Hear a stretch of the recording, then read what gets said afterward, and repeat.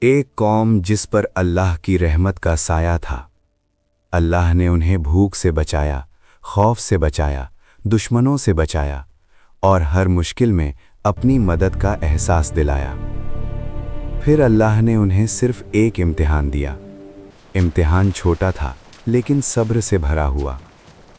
ہم اللہ کے حکم کو نہیں توڑیں گے، بس گھما پھرا کر اپنا فائدہ نکال لیں گے۔ یہیں سے رحمت کا راستہ بند ہوا۔ پھر ایک رات اللہ کا فیصلہ اترا۔ نہ طوفان آیا، نہ بجلی گری، نہ زمین پھٹی۔ اور جب صبح ہوئی تو وہ پوری قوم انسان نہیں رہی جو کل تک اللہ کے سب سے قریب تھی۔ آج وہ قوم بندر بن چکی تھی۔ یہ واقعہ ہے اصحاب سبت کا، اور یہ صرف تاریخ نہیں، یہ آج کا آئینہ ہے۔ حضرت موسیٰ علیہ السلام کے بعد بنی اسرائیل کی ایک قوم سمندر کے کنارے ایلاہ میں رہتی تھی۔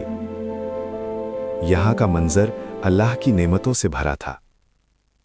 سمندر کی ٹھنڈی ہوا، دھوپ اور لہروں کی میٹھی خوشبو، ہر ایک کونا جیسے سکون اور برکت سے روشن تھا۔ یہ لوگ اللہ کے نام سے واقف تھے، اس کے احکام جانتے تھے، لیکن دلوں میں ایک پرانی عادت زندہ تھی۔ یہ قوم پہلے بھی وعدہ کرتی تھی اور پھر اسے اپنی سہولت کے مطابق توڑ دیتی تھی۔ ایک وعدہ توڑنے سے کیا ہوگا؟ ہم بعد میں اللہ سے معافی مانگ لیں گے۔ بالکل۔ زبان سے اطاعت اور عمل میں چالاکی۔ اس قوم کے بزرگ کہتے، ہم اللہ کے منتخب کیے ہوئے لوگ ہیں، ہم پر پابندی کیوں لگائی گئی؟ پابندی نہیں، یہ امتحان ہے، اور ہمیں اللہ پر یقین رکھنا چاہیے۔ اللہ نے ان کے حال کو دیکھ کر ان پر ایک ایسا امتحان رکھا جو ان کے دل کا راز کھول دے۔ اسی لیے ان پر پابندی لگائی گئی، صرف سبت یعنی ہفتے کے دن کی۔ اللہ نے اس قوم سے کہا، صرف ہفتے کے دن اپنی تجارت چھوڑ دو، اپنی مشغولیت چھوڑ دو اور صرف میری عبادت کرو۔ شہر میں آواز پھیلی۔ ایک شخص بولا، صرف ایک دن کی بات ہے، اللہ کے لیے رک جائیں گے۔ ٹھیک ہے، رک جاتے ہیں۔ دوسرا ہنس کر بولا، دیکھتے ہیں جب سمندر مچھلیوں سے بھر جائے تب بھی۔ اور پھر امتحان نے اپنی شکل دکھائی۔ جس دن شکار منع تھا اسی دن سمندر مچھلیوں سے ابل گیا۔ تازی موٹی مچھلیاں جیسے خود کنارے تک آ کر کہہ رہی ہوں، ہمارا شکار کرو۔ ایسا پہلے کبھی نہیں ہوا، یہ اللہ کا امتحان ہے۔ رات کا اندھیرا شہر پر چھا گیا۔ گھر کے اندر لوگ پریشان تھے۔ ایک چھوٹی سی خطا بھی لمبے جھگڑے میں بدل جاتی تھی۔ مچھلیوں کے شکار نہ ہونے کی وجہ سے گھر میں روز جھگڑے ہو رہے ہیں۔ تبھی ایک خاموشی میں شیطان نے ان کے دلوں پر حملہ کیا۔ یہ دن صرف ایک راستہ روکتا ہے، چالاکی دکھاؤ اور اللہ کے حکم کو گھما پھرا کر اپنا فائدہ نکالو۔ لوگ آپس میں ایک دوسرے کی طرف دیکھنے لگے اور ان کے چہروں پر ایک ایسی مسکراہٹ ابھر آئی جو انہیں ایک بڑے عذاب کی طرف کھینچ رہی تھی۔ ایک آدمی نے بولا، ہمیں کچھ ایسا کرنا ہوگا کہ ہفتے کے دن مچھلیاں کسی جال میں پھنس جائیں، لیکن ہمیں کچھ نہ کرنا پڑے۔ ہاں، یہ ایک اچھا وچار ہے۔ دوسرا شخص فوراً بولا، بس نالیاں نکال دیں گے، ہم مچھلیاں خود جال میں پھنس جائیں گی اور پھر اتوار کو نکال لیں گے، اللہ بھی خوش ہو جائے اور ہم بھی۔ اور پھر وہ لوگ سمندر کے کنارے گئے، نالیاں کھودنا شروع کیا، جال بچھایا اور اپنی چالاکی سے راستہ نکال لیا۔ بزرگوں نے ان سے کہا، اللہ سب دیکھ رہا ہے، یہ وقت ہماری نیت کا ہے۔ لیکن نوجوانوں نے ہنس کر جواب دیا، ہم تو عقل مند ہیں، دیکھو ہم نے تو حکم نہیں توڑا، صرف ایک راستہ نکالا ہے۔ انہیں یاد نہیں تھا کہ چالاکی اور گناہ کا امتحان اللہ کے سامنے کبھی چھپا نہیں رہتا۔ گنہگار لوگ مچھلیوں کا بوجھ اٹھا کر گھوم رہے تھے اور ان کے چہروں پر چالاکی بھری مسکراہٹ صاف نظر آ رہی تھی۔ ایک بزرگ نے زور سے چیخ کر کہا، رکو! یہ سب گناہ ہے، اللہ کے حکم کو توڑنا تمہارے لیے بربادی کی وجہ بنے گا۔ انہوں نے ہنس کر جواب دیا، ہم تو صرف اپنی عقل سے کام لے رہے ہیں، ہفتے کے دن تو شکار کیا ہی نہیں۔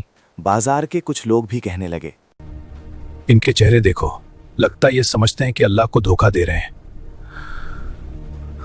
مگر حقیقت یہ ہے اللہ سب دیکھ رہا ہے۔ یہ گناہ کا سلسلہ خود انہیں برباد کر دے گا۔ مچھلی ملے یا نہ ملے، ہمارا انتظام تو ہو جائے گا۔ ہماری عقل سے مچھلیاں ملنا شروع ہو گئی ہیں۔ हमें इन नाफरमान लोगों से अलग होना पड़ेगा, कहीं हम पर भी अजाब ना आ जाए। शहर के लोग 3 हिस्सों में बंट गए। पहला हिस्सा गुनहगारों का, वो लोग जो चालाकी और हीलासाजी में लगे हुए थे और खुद को बहुत अक्लमंद समझते थे। दूसरा हिस्सा नेक लोगों का, वो जो चीख चीख कर सबको रोक रहे थे और हर किसी को अल्लाह के अजाब का खौफ समझा रहे थे। तीसरा हिस्सा खामोश लोगों का, वो लोग जो ना रोक रहे थे ना समझा रहे थे, सिर्फ देख रहे थे। एक आदमी बोला, हम तो सिर्फ देख रहे हैं, अल्लाह की रहमत उनके साथ है या नहीं? जब बाकी लोग उन गुनहगारों को दीवार पर चढ़कर देखते तो वो लोग दावत उड़ा रहे थे। मछलियां खा रहे थे, हंस रहे थे।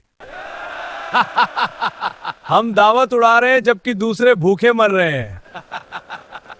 नेक लोग कहते, हमने कितनी दफा समझाया फिर भी ये लोग अपने गुनाह में इतने पुरज़्म हैं। ये नाफरमानी नहीं बल्कि हमारी अकल का नतीजा है। अल्लाह हम पर मेहरबान है। और यही वो रात थी जब तबीहत का सिलसिला खत्म हुआ और बर्बादी का वक्त करीब आया। शहर की गलियां खामोश थीं, सिर्फ समंदर की हल्की लहरें और हवा का शोर। गुनहगार लोग पेट भरकर सो गए और फिर खामोशी में एक आवाज आई, जैसे फिजा से गुजर रही हो, जलील और रुस्वा बंदर बन जाओ। पहले हल्का सा साया आया, फिर उनके चेहरे बिगड़ने लगे। उंगलियां लंबी और पंजियों जैसी हो गईं। हाथों और पैरों पर बाल उभरने लगे।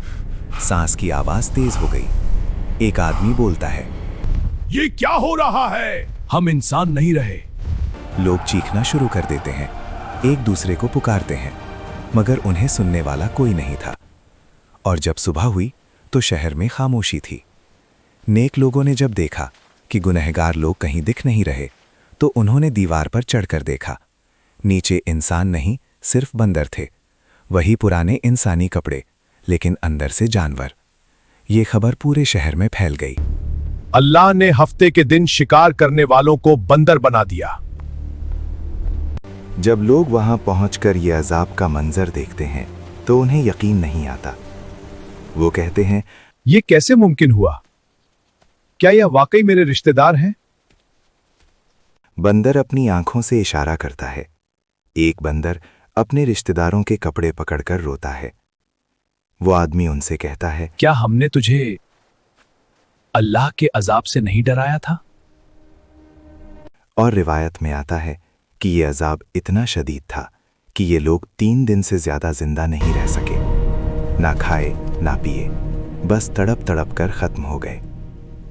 असहाबत का जुर्म मछली पकड़ना नहीं था, उनका जुर्म था अल्लाह के कानून के साथ हीलासाजी करना। आज भी हम कहते हैं, सूद एक प्रॉफिट है, रिश्वत सिर्फ तोहफा है और झूठ एक मार्केटिंग टेक्निक। याद रखें, अल्लाह लफ्ज़ों को नहीं, नीयत को देखता है।